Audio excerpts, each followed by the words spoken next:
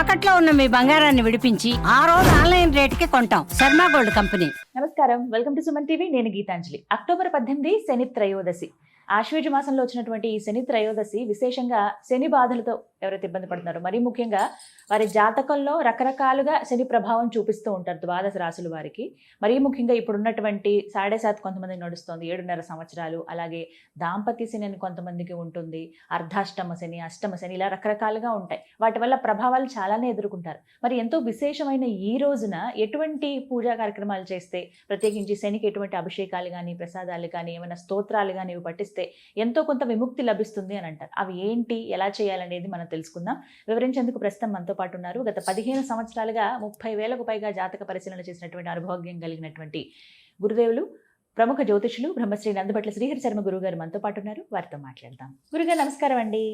వాగర్థావివ సంపృక్తౌ వాగర్థ ప్రతిపత్తయే జగతః పితరౌ వందే పార్వతీ పరమేశ్వరౌ. ఆదిత్యాయ చ సోమాయ మంగళాయ బుధాయ చ గురుశుక్రశనిభ్యశ్చ రాహవే కేతవే నమః.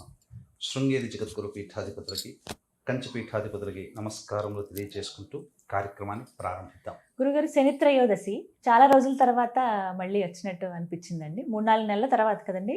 చాలా 3-4 నెలల తర్వాత కదండి? మనకు ఆశ్వయుజ మాసంలో పౌర్ణమి ముందు కూడా వచ్చింది, కానీ ఇప్పుడు వచ్చేటువంటి అనగా దీపావళి ముందు వచ్చేటువంటి త్రయోదశి మాత్రం చాలా ప్రభావవంతమైందని చెప్పవచ్చు. ఓ, అలా కూడా ఉంటుంది. కానీ అదే విశేషం అని అంటూ ఉన్నారు. ఎలా అండి, ఎవరికి బాగా కలిసి వస్తుంది, ఎవరికి పూజలు చేసి ఆ శని దేవుడి ఆశీర్వాదాలు పొందవచ్చు అని అంటారు?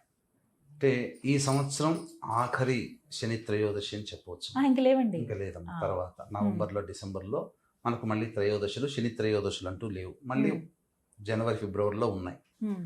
అయితే ఆశ్వీజ మాసంలో త్రయోదశి తిథి రావడం అనేటువంటిది చాలా ప్రాముఖ్యత.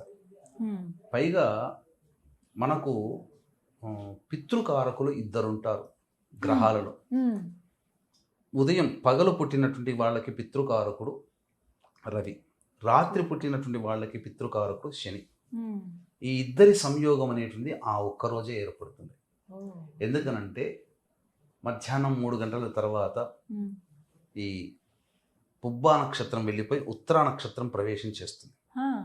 కొన్ని పంచాంగాల్లో సాయంత్రం పూట ప్రవేశం చేస్తుంది. ఏది ఏమైనప్పటికీ కూడా శనివారం నాడు ప్రదోష కాలము. ఈ ప్రదోష కాలంలో కూడా భిన్నాభిప్రాయాలు ఉన్నాయి. అంటే ఒక ముహూర్త కాలము సూర్యాస్తమయానికి ముహూర్త కాలం కంటే ముందు అని, లేదు సూర్యాస్తమయానికంటే 3 ముహూర్త కాలాలు తదనంతరం 3 ముహూర్త కాలాలని. ఏది ఏమైనప్పటికీ కూడా 18వ తారీఖు రోజున ఉండేటువంటి శని త్రయోదశి అనేటువంటిది చాలా ప్రాముఖ్యత. ఎందుకంటే ఉత్తరా నక్షత్రంతో కూడుకున్నటువంటి శని త్రయోదశి. కాబట్టి శని త్రయోదశి రోజున ఎందుకు ఇంత ప్రధానమైనటువంటిది అంటే, ఈ త్రయోదశి అంటే ఏంటేమో 13 సంఖ్య. సాధారణంగా వెస్టర్న్ కంట్రీస్లో 13ని అన్లక్కీ నెంబర్ అని అంటారు.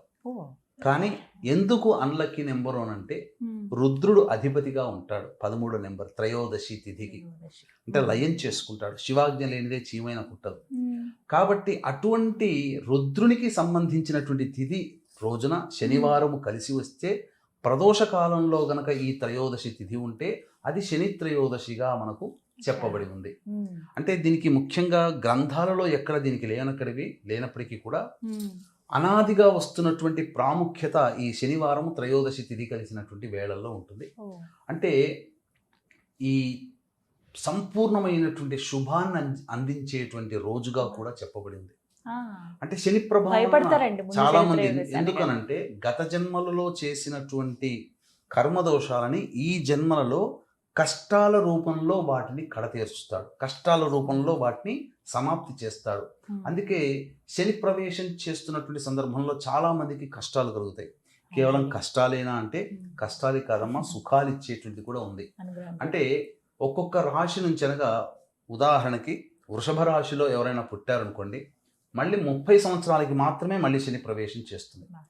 అందుకని దానికి మంగు శని మొదటి దాన్ని, పొంగు శని రెండవ శని త్రయోదశి, 2వ శని జరిగితే, 3వ శని జరిగితే సంగు శని.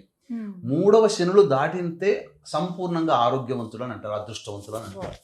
కాబట్టి ఇంత ఎందుకు చెప్తున్నానంటే ఎన్టీ రామారావు గారు ఈ యొక్క శని ప్రభావం ఉన్నప్పుడే ముఖ్యమంత్రి అవ్వడం జరిగింది.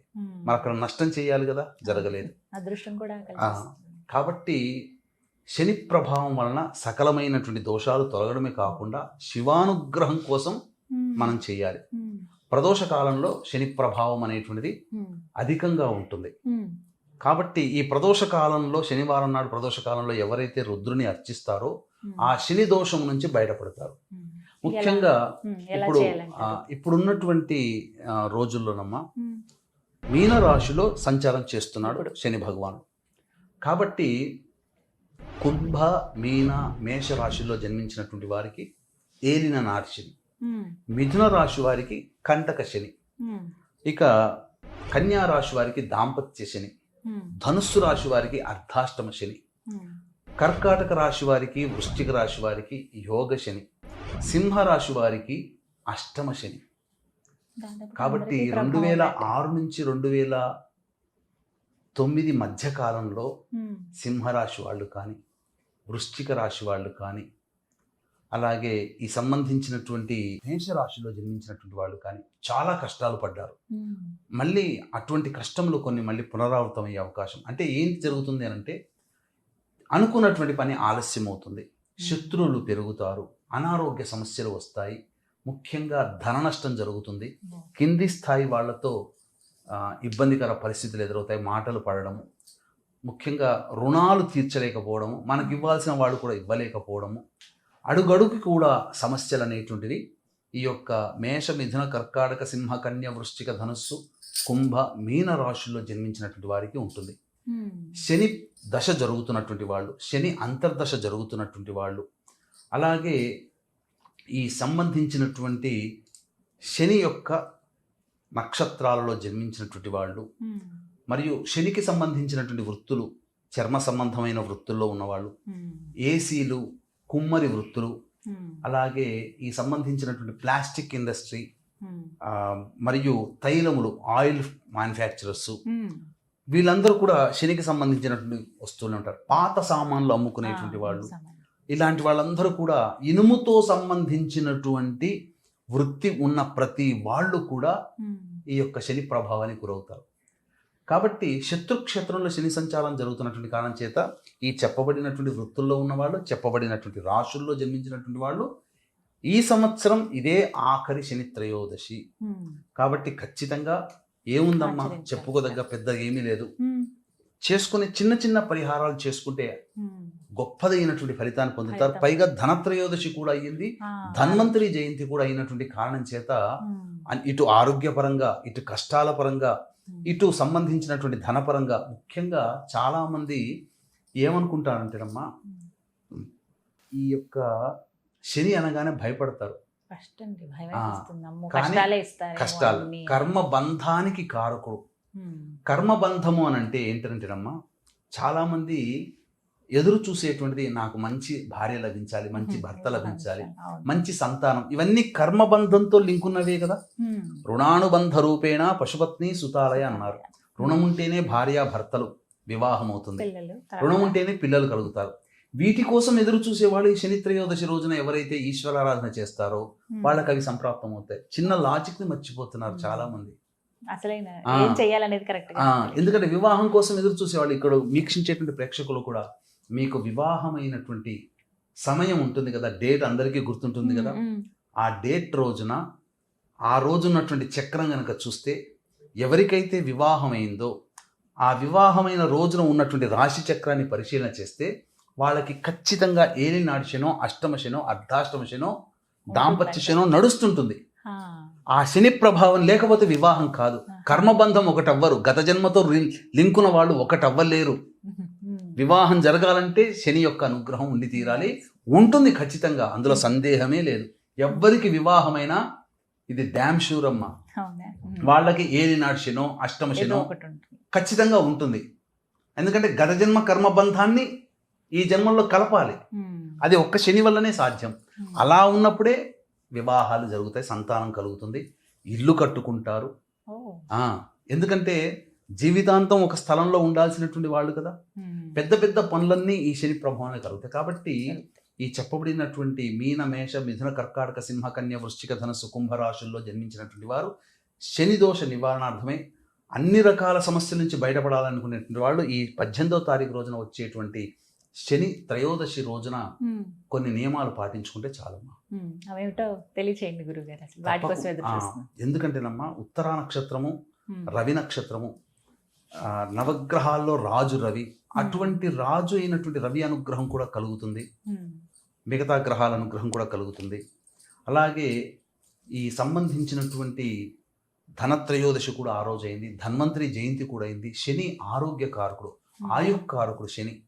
అటువంటి ఆయుకారకుడు అయినటువంటి శనికి ఆయుర్వేదానికి మూల పురుషుడైనటువంటి ధన్వంతరి జయంతి రావడం కూడా చాలా విశేషం. కాబట్టి ఈ రోజున ఖచ్చితంగా ప్రదోషకాలం వరకు అవకాశం ఉంటే ఉపవాస నియమాన్ని పాటించడం, నువ్వుల నూనెతో దీపారాధన చేసి ఇంట్లో గుమ్మం దగ్గర మరియు దక్షిణ దిక్కులో దీపారాధన చేయాలి. ఇక దేవాలయానికి చేరుకోవాలమ్మా. దేవాలయానికి చేరుకొని ఉపవాసం ఉంటారు కదా, ఇక చక్కగా నల్ల నువ్వుల నూనెతో కాలభైరవుడికి కానీ లేదా ఈశ్వరుడికి కానీ అభిషేకం చేసుకోవాలి. ముఖ్యంగా నీలిరంగు పుష్పాలతో కానీ లేదా ఎరుపు రంగు పుష్పాలతో కానీ లేదా శంకు పుష్పాలని దొరుకుతాయి, అపరాజిత పుష్పాలు, లేదా తెలుపువి నీలి రంగులు రెండు ఉంటాయి. వాటితో గనక అర్చన చేస్తే ఇంకా చాలా అద్భుతమైనటువంటి యోగం అమ్మా. అందుకనే ఈ వీక్షించేటువంటి ప్రేక్షకుల్లో ఈ శనివారము త్రయోదశి కలిసిన శని త్రయోదశి, ధనత్రయోదశి, ధన్వంతరి జయంతి సందర్భంగా ఉన్నటువంటి కారణం చేత మన పీఠం ఆధ్వర్యంలో ఈ మేష మిథున కర్కాటక సింహ కన్య వృశ్చిక ధనసు కుంభ మీన రాశుల్లో జన్మించినటువంటి వారికి శనిదోష నివారణార్థమే శనిదోష నివారణ హోమాలు, ధన్వంతరి హోమము, అలాగే లక్ష్మీ కుబేర హోమము అనేటువంటివన్నీ కూడా జరిపించి శక్తిపాతం చేసిన కరుంగలి మాల ఇవ్వడం జరుగుతుంది. జమ్మి చెట్టు దగ్గర దీపారాధన ఖచ్చితంగా ఈ రోజున చెయ్యాలి. ఎందుకనంటే ఈ కరుంగలి మాల అందరూ ధరిస్తున్నారు కదా, అది వచ్చేది జమ్మి చెట్టు మధ్యలోంచి, కాండం నుంచి. కాబట్టి జమ్మి చెట్టు దగ్గర శనిదోష నివారణకి ఈ యొక్క దీపారాధన పంచకోణాకారంగా చేయాలమ్మా. పంచకోణాకారంగా వేసి, అంటే ట్రయాంగిల్ వేసి మళ్ళీ పిండితో వేసి మొత్తం సంబంధించినటువంటి 6 దిక్కులు మధ్యలో ఈ దీపారాధన, 2 త్రికోణాలు అడ్డముగా నిలువుగా చాలు, నక్షత్రాకారం వస్తుంది. ఆ విధంగా చేసినటువంటి వాళ్ళకి ఖచ్చితంగా శివ సహస్రనామ పారాయణం ప్రదోష కాలంలో చదవాలి. ఇవన్నీ చేసుకుంటే కనుక ఇటువంటి రోజు మళ్ళీ మళ్ళీ రాదమ్మా. కాబట్టి అద్భుతమైంది. ఈ సంవత్సరంలో వచ్చేటువంటి ఆఖరి శని త్రయోదశి ఉత్తర నక్షత్రంతో రావడం మంచి విశేషం అని చెప్పవచ్చు. ఈ విధంగా శని త్రయోదశి చేసుకుంటే ఎవరైతే ఇబ్బంది పడుతున్నామండి, మాకు కష్టాలు వచ్చేసాయండి, ఇంకా వెళ్ళట్లేదు, ఇంకా ఎన్ని రోజులు ఉంటాయి ఇవి అనుభవించాలన్న వాళ్ళకి ఒక పరిహారం అయితే దొరుకుతుందండి. ధన్యవాదాలు గురుగారు. సర్వం శ్రీ ఉమామహేశ్వర పరబ్రహ్మార్పణమస్తు.